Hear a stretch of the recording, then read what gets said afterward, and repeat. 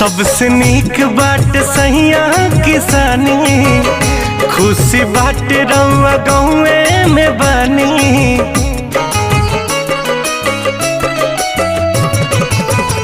सबसे नीक बाट सहिया किसानी, खुशी बाट रउआ घरवे में बानी। मुहारो कमाई